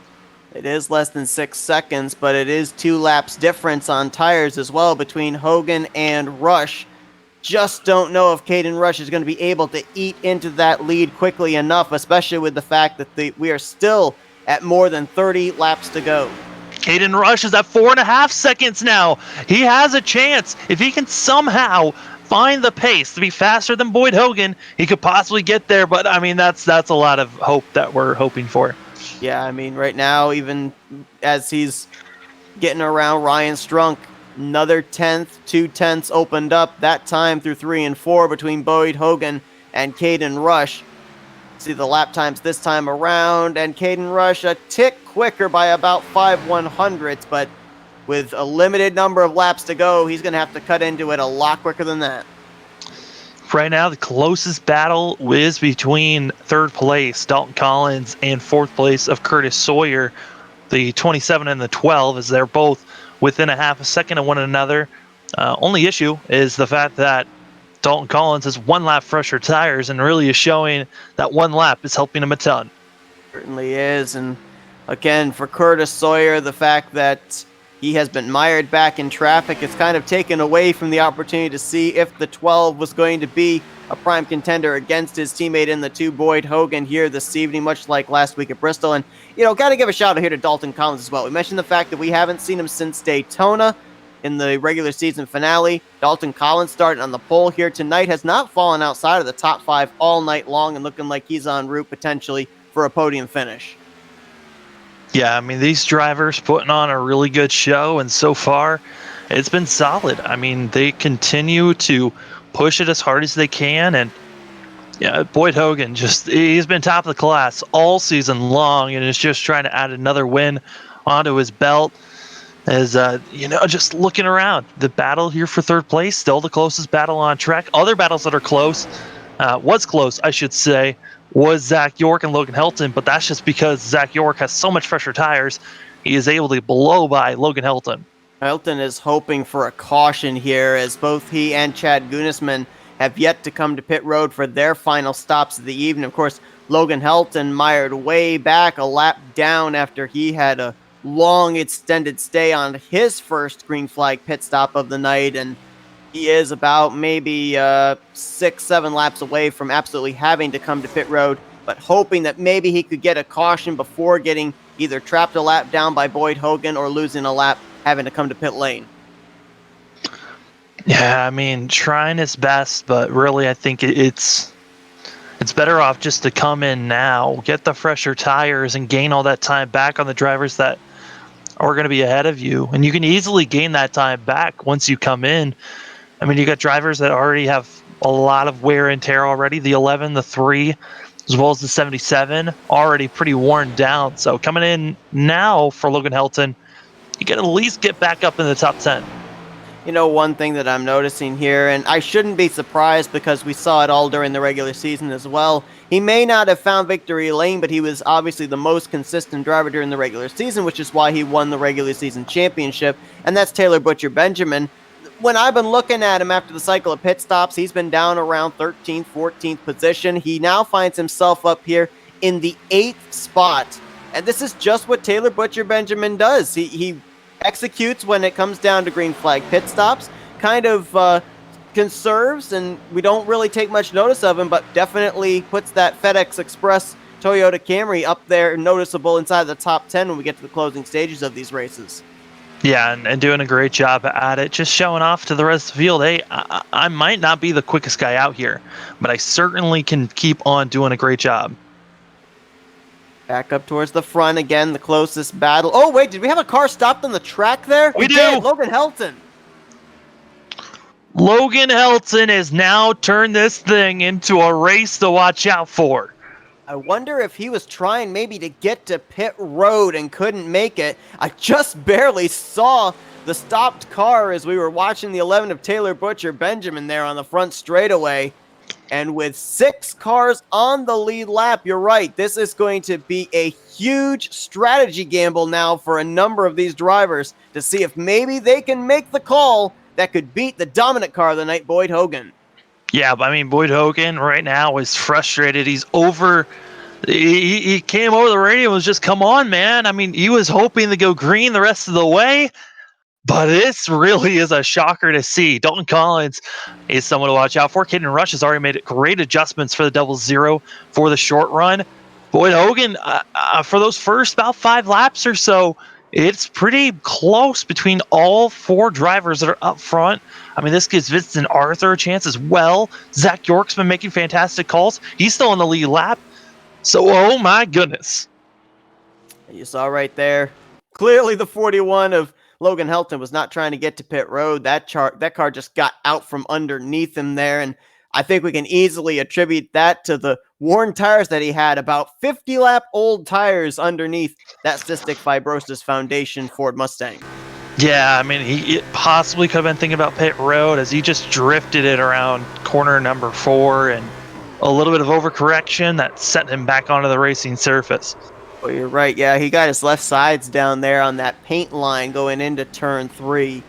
That just snapped his car around. Hard to tell if he was indeed trying to get to pit road or not. He was carrying an awful lot of speed around turns 3 and 4 if he was. But, man, now the question is, what do you do? I mean, you've already mentioned a number of these drivers can clearly have a case of trying to beat Boyd Hogan. And how about this? A little bit of monkey see, monkey do. Boyd Hogan stayed out. Everybody else on the lead lap came to pit road. I mean, it's kind of just known when you get to the later stages of the race, do the opposite of what the leader is doing, and that's exactly what happened here, as that is a lot of machines that are going to have much fresher tires than Boyd Hogan. You might not think that 11-lap difference on your tires is a lot, but here at Las Vegas, it's already shown to be about 3, 4, sometimes even a half a second better to have those fresher tires over the older ones that are only 10 laps. Yeah, I mean, what was it? Last season, I think it was Chase Elliott got caught out while he was in the race lead. Everybody else ducked to pit road. And yeah, it's one of those sticky situations as Hogan's actually going to come to pit road now. How about this? He says, all right, I'll give up the track position and come down, try working my way back up through the field. Not a bad call at all. He's going to have the 1-lap advantage over everyone else, which could be massive as well. It's not a bad call, as there will only be a total of 6 cars that are going to be on the lead lap up front, and then you're going to have all the drivers that are going to be either doing waiver rounds or have lucky dogs to work with. So not a bad call here for Boyd Hogan, who just has to get by the 5 machines that are going to be in front of him. I remember when we've talked to Boyd Hogan, he says he just wants to finish out the year with as many trips to victory lane as possible. I mean, his point situation with the playoff points he accumulated during the regular season, 43 points ahead of the cutoff line. So I think there's little doubt that he'll be advancing into the round of 8 through points alone. But right here, he's trying to make a race-winning move. Well, Seth, as this race continues on, and it's going to be a good one. I've got to go set up for our next broadcast later tonight, but it's going to be a wild one. It's more Las Vegas action for the FTF Grand National Series right after this race. All right, Sam, I will see you in mere moments. Thanks for joining me here for this one, as I'll be helping to close out tonight's event here from Las Vegas for the Veterans of War and War Cup Series, and then be joining you momentarily. So Caden Rush is going to be the race leader when we go back green. Curtis Sawyer will line up second. Dalton Collins will be third, the pole sitter. Vincent Arthur fourth, Zach York in fifth, and then Boyd Hogan will line up in sixth.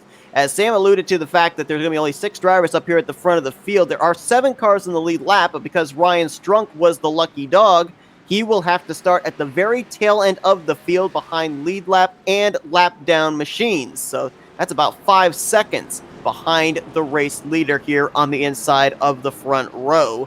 So it's the 00, the 12, 27, 24, 19, and 2 effectively here with less than 20 to go that are going to be settling this thing out. And if you look at it as well, you've got 4 of them that are playoff contenders, 2 drivers looking to play spoiler, Curtis Sawyer in the 12 and Dalton Collins in the 27. So the question is, who is going to find victory lane? Who is going to lock themselves up a spot into the round of 8? And does anybody have the speed to be able to hold off Boyd Hogan, who for the first time really tonight is going to be starting back in traffic?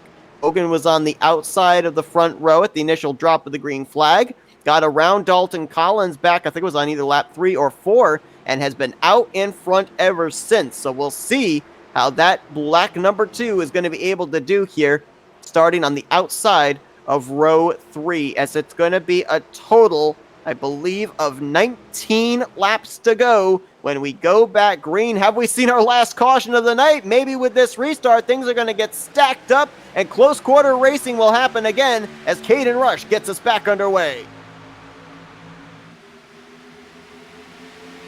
Arthur ducks down to the inside, third on the inside line, leaving the 12 of Curtis Sawyer on the top. Collins will clear for second, now moves up in front of the 12. Look at Vincent Arthur throwing some blocks on Zach York. Boyd Hogan not really forcing the issue right now, kind of leaving some space, waiting to see what happens here with the top 5. As Sawyer around the outside trying to hold off Zach York for the 4th position. Not able to do it just yet. They remain side by side, battle for the lead. Here's Dalton Collins, ducks it to the bottom on Caden Rush going into turn 1.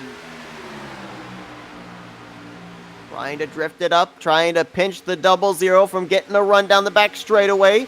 Rush trying to get the side draft there off the right rear quarter panel. They're side by side for the lead. Side by side for third, as that's York in the 19, making a charge to the front. That car was all pancaked on the right side at the beginning stages of this race. He's thinking about 3 wide for the race lead going into turn 1. He's gonna make it stick. Which line's gonna move? Rush on the top.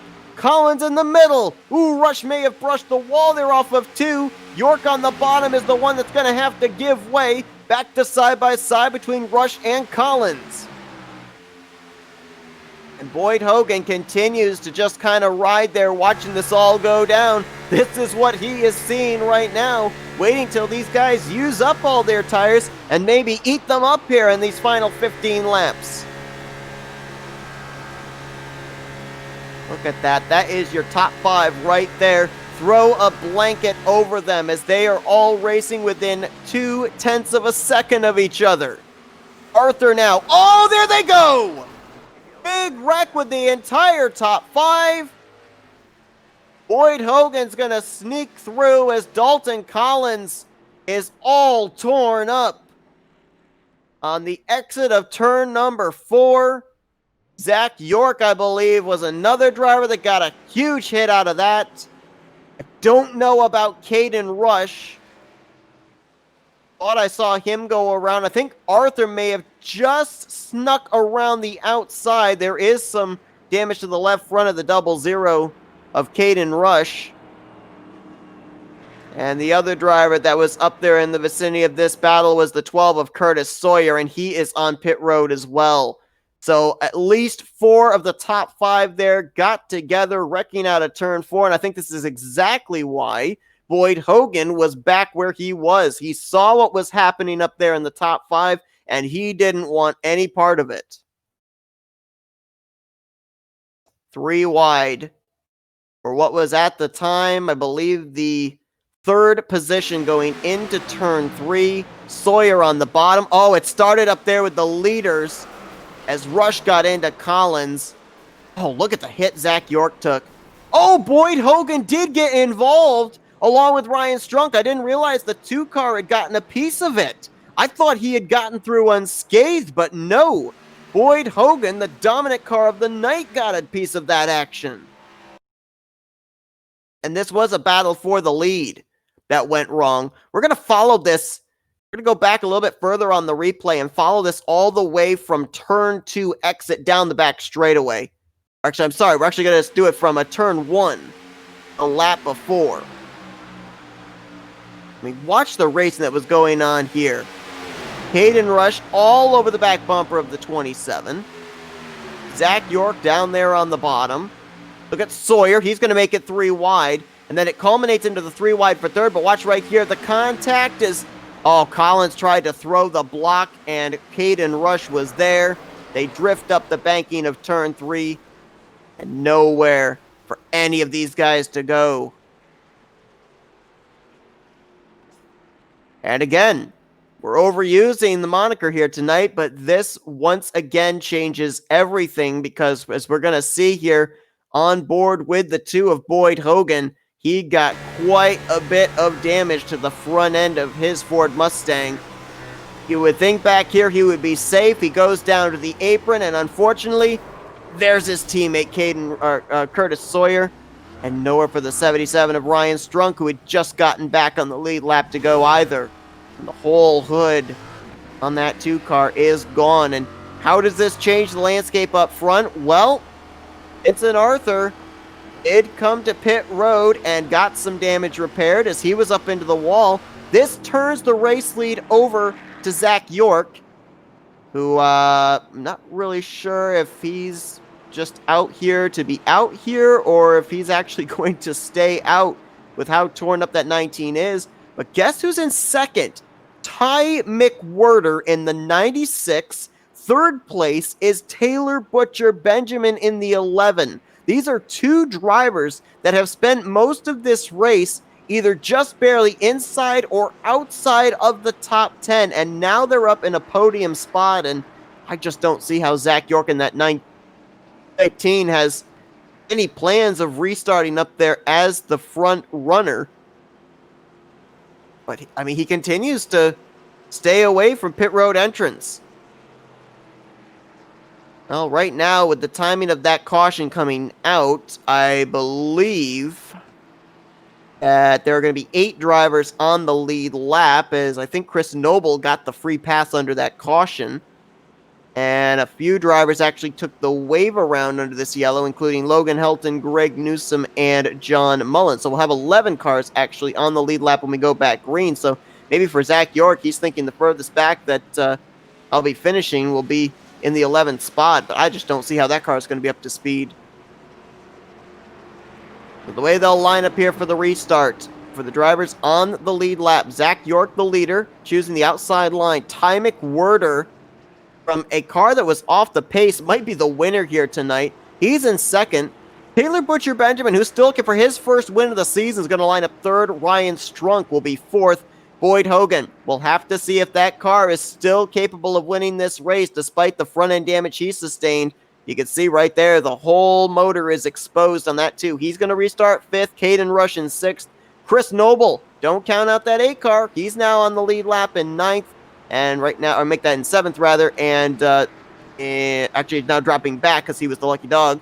So actually make it Vincent Arthur back in 7th, Chris Noble in 8th, and then Logan Helton, Greg Newsom, John Mullins, who took the waiver round, they are going to line up in 9th through 11th. Going to go back green with 11 laps to go. Was that the last caution of the night? We'll have to wait and see. That caution played a huge factor in the outcome of this race. Does it set us up maybe for a first-time winner here tonight? As Zach York trying to get up through the gears, he just can't. That car is so off the pace, and they are going to split him 3 wide, left and right. Ty McWhirter going to go to the point, followed by Taylor Butcher Benjamin. Boyd Hogan now into 3rd, but how aerodynamically sound can that 2 car possibly be? There you see the answer as Ryan Strunk goes around the outside. Chad Gunnisman trying to push his teammate down the back straightaway to keep him up there as best as possible.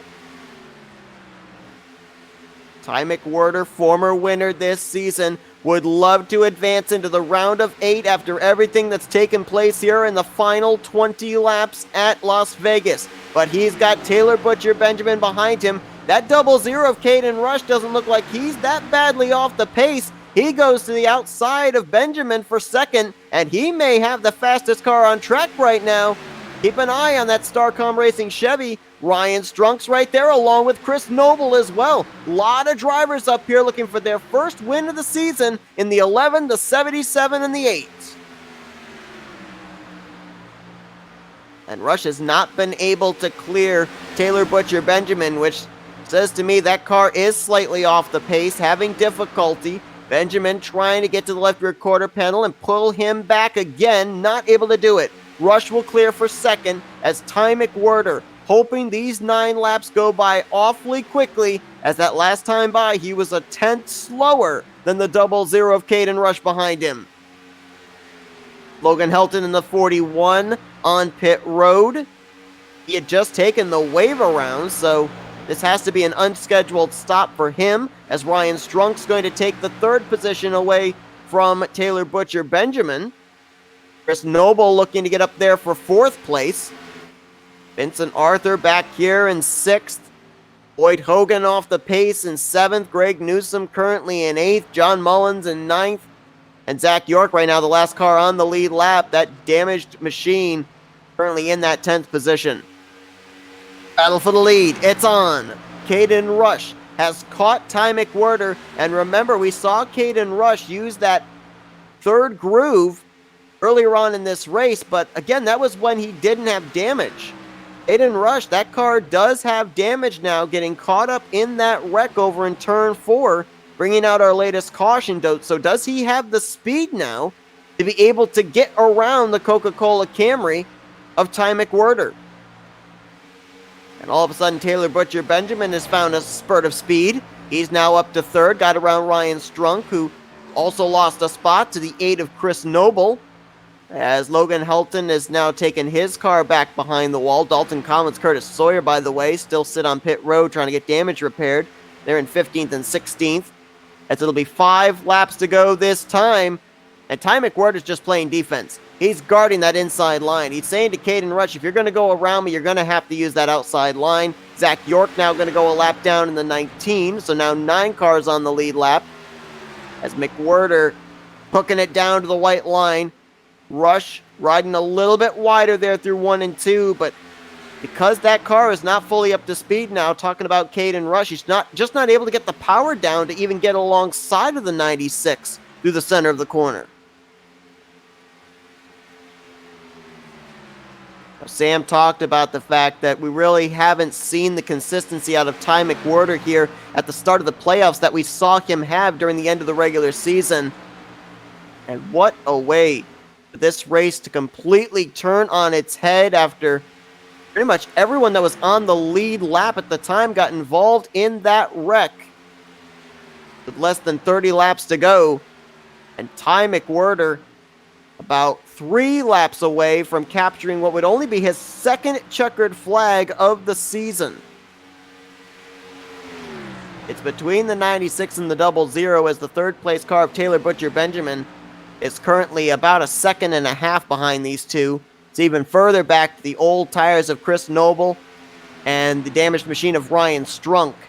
At right now, your top 5, and the gap actually opening up a little bit here between McWhirter and Caden Rush, as it will be 2 fingers shown to Ty McWhirter by the race official in the flag stand, making his way around the 22 of Chad Gunisman and enjoying about a 0.4 of a second lead between himself and Caden Rush. Boy, that car looked awfully loose there going into turn 1, though.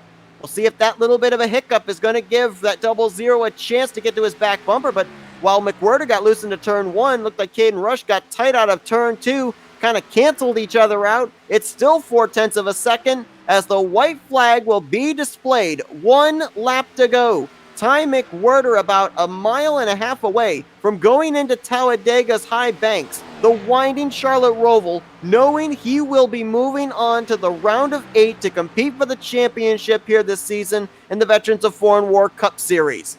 Down the back straightaway one final time, doesn't even have to look in his rearview mirror because Caden Rush is a 0.5 second back. A car that was a lap down, seemed off the pace, is going to win here tonight at Las Vegas. Ty McWhirter, his second win, takes place here tonight in the playoffs.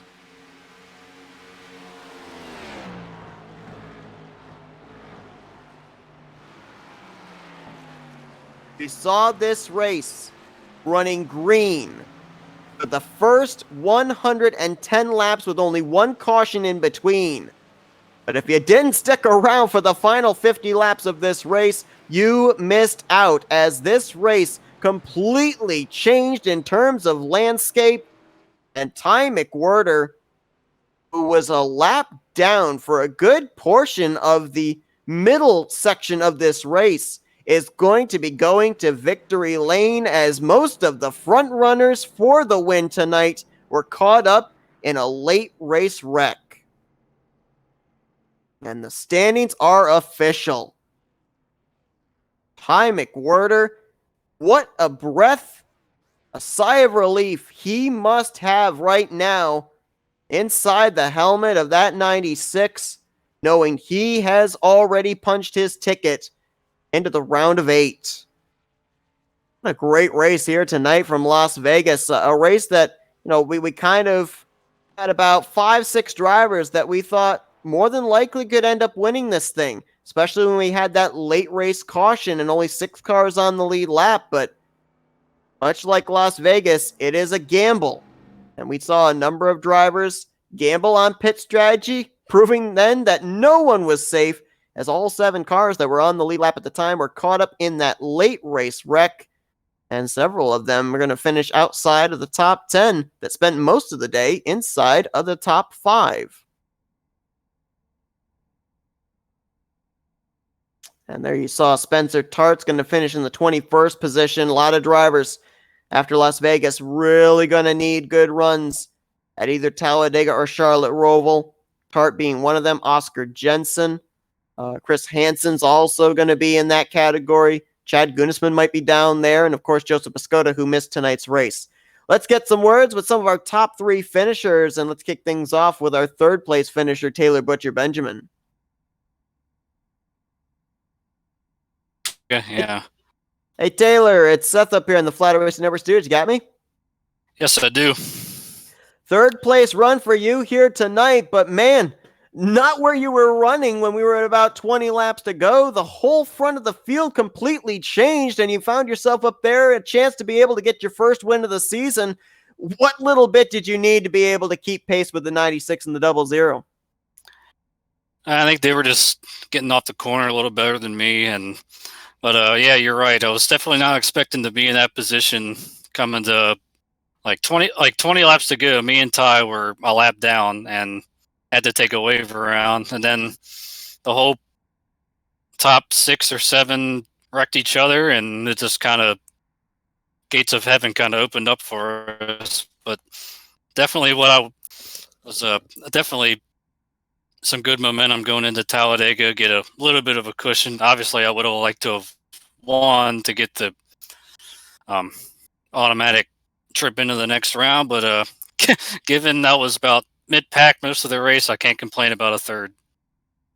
Well, also, when we look at your point situation coming into tonight with the points that you were able to build up during the regular season, of course, being the regular season champion, 14 points ahead of the cutoff line, with a third place run here tonight, should give you a little bit of an added cushion going into Talladega. But I mean, how worried are you about how Talladega and the Charlotte Roval are going to play here into this round of 12? I'm more honestly concerned about the Roval because I'm not a road course ringer by any stretch of the imagination. But although at the same time, Dega can be pretty wild because a lot of stuff is out of your control. But I feel like my super speedway skills have improved over the last couple of years, so I definitely feel pretty good about next week as long as I just stay out of trouble again. And I think we got a pretty good set going, something similar to what we had at Daytona before we got involved in the last lap wreck there. So I'm looking forward to it. Well, Taylor, we say every single week, you're one of those guys that we don't really look at the beginning stages of the race, but you certainly turn heads when you get up to the end of the race, popping up into the top 5, and here tonight, up inside of the top 3 with a third place run. Congrats on a great run. We're going to let you do some shout outs now. Yeah, thank you. Definitely thanks to veterans of Foreign Wars for coming on board and sponsoring the series, for Chris and those guys over at the Gibbs for having me on their team and coaching me, and you guys for doing the broadcast, Matt and Brandon when he shows up doing race control, and my viewers on Twitch. If anybody wants to check my perspective out, Taylor BB95 on twitch.tv. And just thanks for all the fans watching, and because it was certainly quite a show.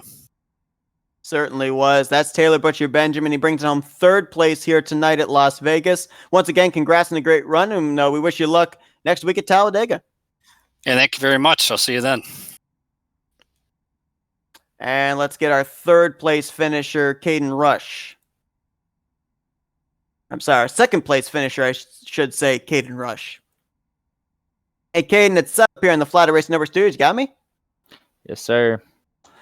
Well, I mean, I want to get your perspective from two different points of that race. First off, we got to talk about that wreck that took place going into turn 3, the contact between yourself and the 27 that pretty much took out every car that was on the lead lap. You were the one that got away relatively unscathed, but I mean, obviously, maybe not exactly how you guys expected to find your cars all torn up here in the closing stages of this race. No, absolutely not. I mean, I can say for certain that I am not upset with Dalton. I am just more upset with the penalty that was given to me that sent me to the back of the line. After that, my nose was just too damaged, and everybody was so close. Nobody had fueled up on that last stop that there was nothing much we could do there near the end, and everybody was just kind of pretty much even, and I just got too tight, and I couldn't stay in his wake, and I just I just ran out of temps almost. So it's unfortunate. Like I said, I'm not upset at Dalton. I'm just more upset at the fact that race control kind of handed down a penalty there at what should have been a racing incident. Well, obviously still able to battle back for a second place run here tonight. You'll build up a little bit of a cushion between yourself and that cutoff line going into Talladega. So is Dega the track that you're kind of eyeballing right now in terms of where you really need to perform? Because we know that you've got the numbers at the road courses so far, sweeping the 2 road courses the Cup Series have been to. I wouldn't say I need to overperform at Talladega. I don't expect to underperform. I kind of just expect to almost survive the whole race. I don't expect anything to be too bad there. I just expect to have a decent race and just hopefully make it out unscathed. I mean, if we go into Charlotte Roval and we end up being down points and we need to get points, I know I personally can do that. Well, Caden, the standings are currently being updated. You're going to be heading into Talladega 21 points ahead of that cut line, and certainly a lot of that attributed tonight to your second place run at Las Vegas. We're going to let you do some shout-outs now. Just want to thank everybody at FSM Custom, Shorebirds Racing Graphics. They helped put on the series, Veterans of Foreign Wars as well. Definitely want to thank everybody back at Flying Arrows. We put in a decent amount of time on the setup here tonight. It definitely showed on the longer run. Wasn't there much on the short run.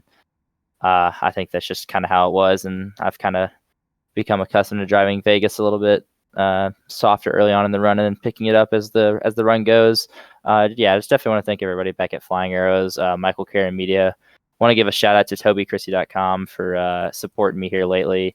We ran the California Clash together, and we hopefully are going to work together here again in the future. So. That's Caden Rush. He finishes second place here tonight at Las Vegas. A great way to start out the round of 12. Congrats on a great performance. We look forward to seeing what you can do next week when we get to the high banks of Talladega, Alabama. Thank you, Seth.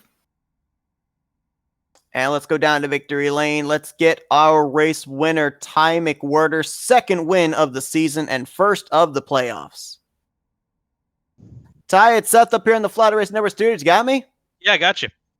Well, man, I mean, halfway point, we were looking at your car. Looked like it was off the pace. It fell a lap down. Next thing we know, we fast forward to 5 laps to go, and you're leading this field towards the checkered flag. I mean, man, that race completely turned around for you. But I got to ask, like, what was the early issues that we saw with your 96? Because it looked like it just wasn't up to speed with everybody else.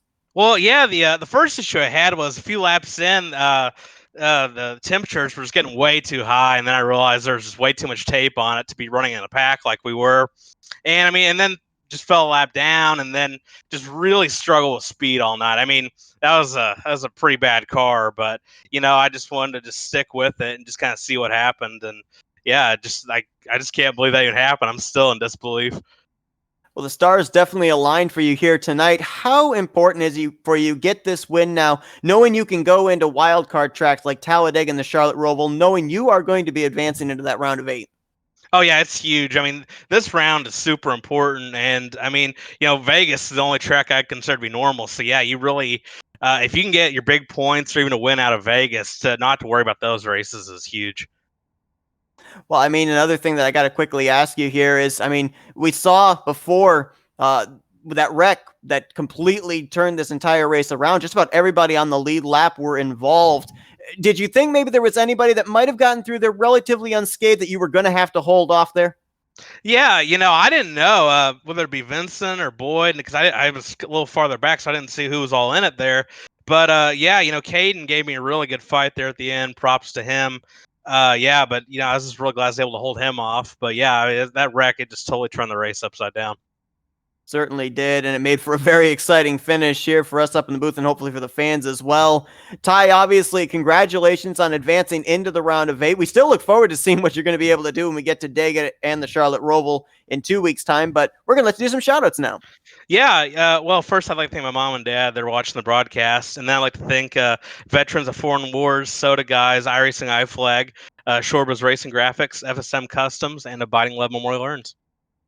That's Ty McWhirter. We know he's going to be one of the 8 drivers advancing into the next round of the playoffs as he takes the checkered flag here tonight at Las Vegas Motor Speedway. Congrats on a great win, man. Congrats on being in the right place at the right time, and good luck on the rest of this round of 12.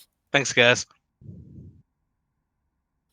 And that is going to conclude our coverage here tonight from Las Vegas Motor Speedway. I mean, my goodness, 2 different races in 2 different nights here for the Rapid Fire Pizza National Series, completely clean and green for 150 laps, and then a complete game changer here tonight in the first round of the playoffs for the Veterans of Foreign War Cup Series. Ty McWhirter's already locked into the round of 8. Who will join him? We're going to be finding out next week when we go to Talladega Super Speedway on October 3rd. October 10th, we're at the Charlotte Roval. That will determine the final 8. Rapid Fire Pizza National Series is off next week. It'll just be the Cup Series drivers at Talladega, so hope you'll tune in for that. If you haven't had your fill of Las Vegas racing here tonight, be heading over here on Flatout Racing Network. Another broadcast currently taking place for the FTF Grand National Series presented by Splash and Go Graphics. Samuel Dyer's got the call right now. I'll be joining him momentarily as we're going to be bringing you the first playoff race for their championship battle, and that'll be taking place right now, and I will be over there in just a few moments. So thanks everyone for tuning in tonight. We hope that you enjoyed our coverage here for the Veterans of Foreign War Cup Series.